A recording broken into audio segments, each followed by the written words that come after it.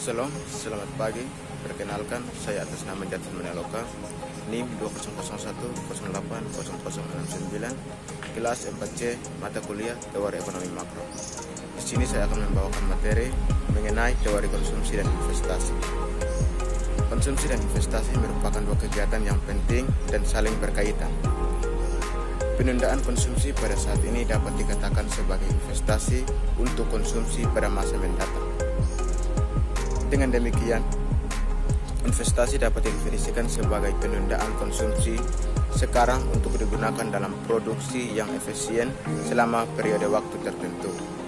Investasi terhadap aktiva keuangan dapat berupa investasi langsung, di mana dilakukan dengan membeli langsung aktiva keuangan dari suatu yang dapat diperjualbelikan di pasar uang, pasar modal, atau di pasar turunan. Kedua adalah investasi tidak langsung, yaitu dengan membeli surat-surat berharga dari perusahaan investor. Perusahaan investor adalah perusahaan yang menyediakan jasa keuangan dengan cara menjual sahamnya ke publik dan menggunakan dana yang diperoleh untuk diinvestasikan ke dalam portofolio. Pengertian konsumsi. Konsumsi adalah pusat teori Keynes, Fakultas Ekonomi, yang disajikan dalam J. General Teori pada tahun 1936. Keynes menduga bahwa kecenderungan mengkonsumsi marginal jumlah yang dikonsumsi dari setiap dolar tambahan mendapatkan antara 0 dan 1. Contoh kegiatan konsumsi. Kegiatan konsumsi. Kegiatan konsumsi adalah kegiatan yang dilakukan oleh siapapun, mulai dari sektor rumah tangga, perusahaan, hingga pemerintahan. Ada banyak contoh kegiatan konsumsi di kehidupan sehari-hari. Contohnya kegiatan konsumsi dari sektor rumah tangga. Misalnya seorang anak membutuhkan buku untuk menulis, ada seorang ibu membutuhkan bahan dapur untuk memasak, dan juga ayah yang membutuhkan koran untuk membaca berita.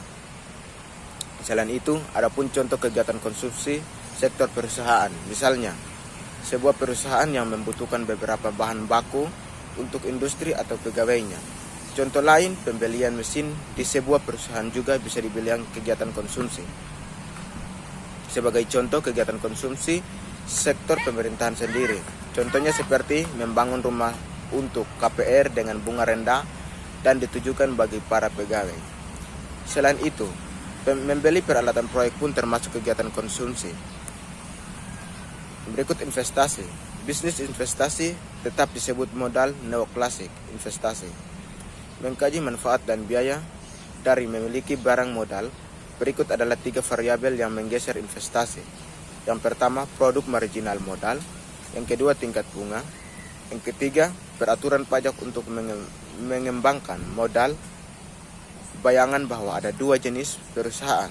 Perusahaan produksi yang memproduksi produk dan jasa dengan menggunakan modal yang mereka sewa, dan perusahaan sewa yang membuat semua investasi dalam perekonomian.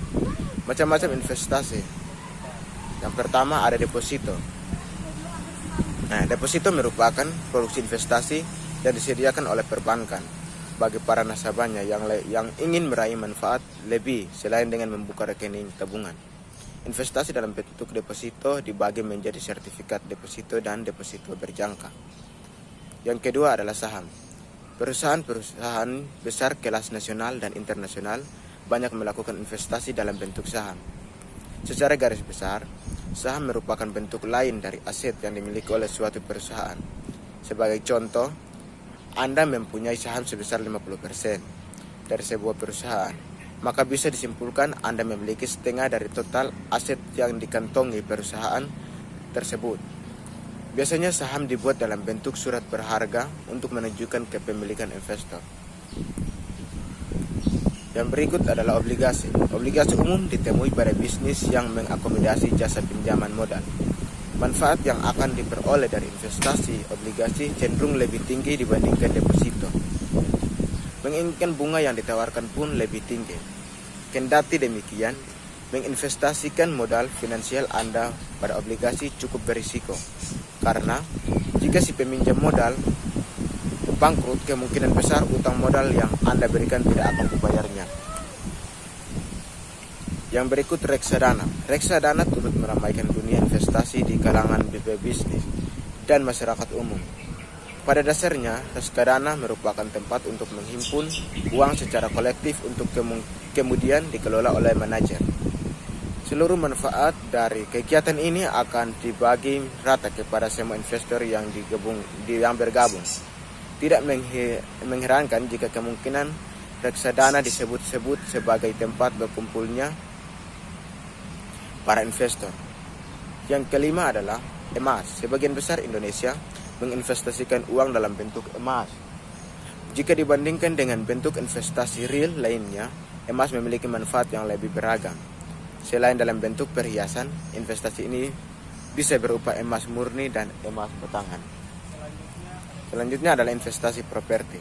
Investasi properti termasuk dalam tipe investasi non-real lantaran tidak melibatkan uang secara langsung, melainkan berupa bangunan seperti gedung, rumah, atau apartemen.